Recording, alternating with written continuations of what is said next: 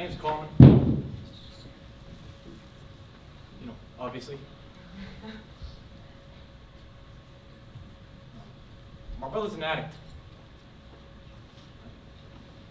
I mean, my brother was an addict. And this morning, sorry. No, I forgot. When I first came to Al-Anon, I was a cook. I mean, I still am a cook. I'm just a different kind of cook, I guess.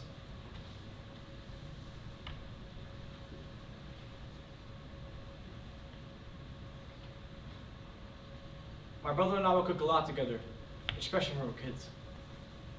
That's when we were closest. Food was always our common ground.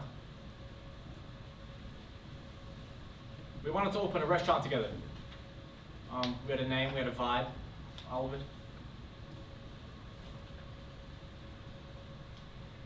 My brother could make you feel confident in yourself. You know, when I was a kid, I was scared, I was afraid, I wouldn't want to do something. He would tell me to just face it, you know, get it over with. He would always say,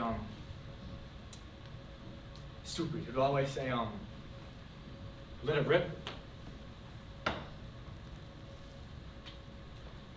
He was loud, and he was hilarious.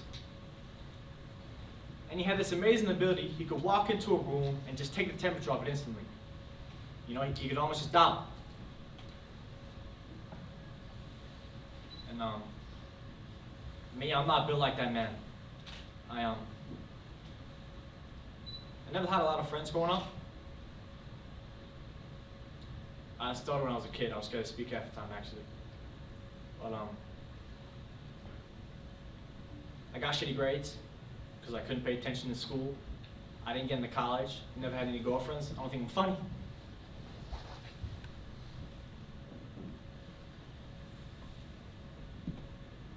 I always thought my brother was my best friend. Like we just knew everything about each other. Except everybody thought he was their best friend. You know, he was just that magnetic.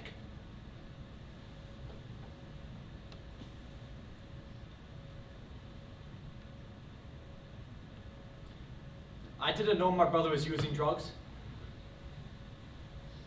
What does that say? As we got older, I realized I didn't even really know anything about him. You know, he started letting me into the restaurant a couple years ago. Just caught me off. Cold. You know, that hurt. Where just, I think that flicked a switch in me and I was like, okay, fuck you, watch this.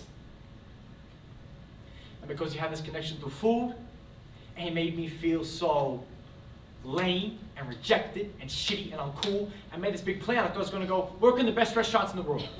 You know, like real kitchens, like fuck mom and dad's piece of shit, right? And that sounds crazy, you know, me seeing that now, but that's what I did. And I got the shit kicked out of me. And I separated herbs, and I shucked oysters and clams and uni, and I cut myself, and I got garlic and onions and peppers in my fingernails and my eyes, and my skin was dry and oily at the same time. I got calluses from my hands and my eyes, and my stomach was fucked. I mean, it was everything.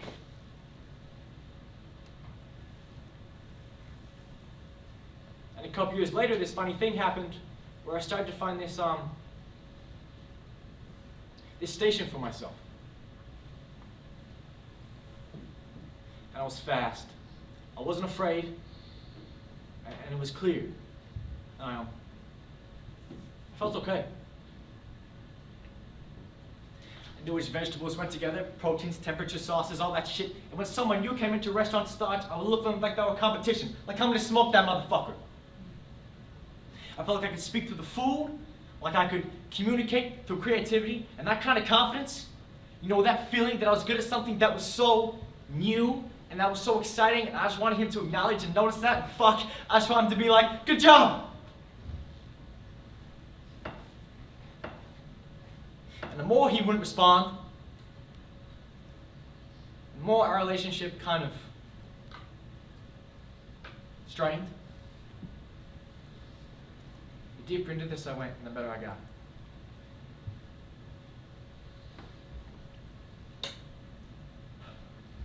And the more people I cut out, the quieter my life got. And the routine of the kitchen was so consistent and exacting and hard and alive, and I lost track of time, and he died.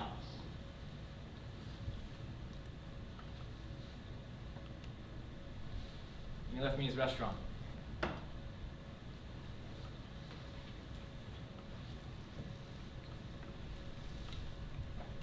over these past couple months, I've been trying to fix it, because it was in rough shape.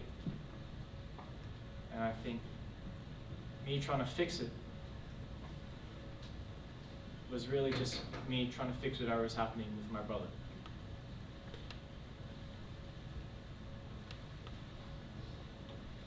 And I don't know, maybe fix the whole fucking family, because that restaurant, it is, and it does mean a lot to people. It means a lot to me.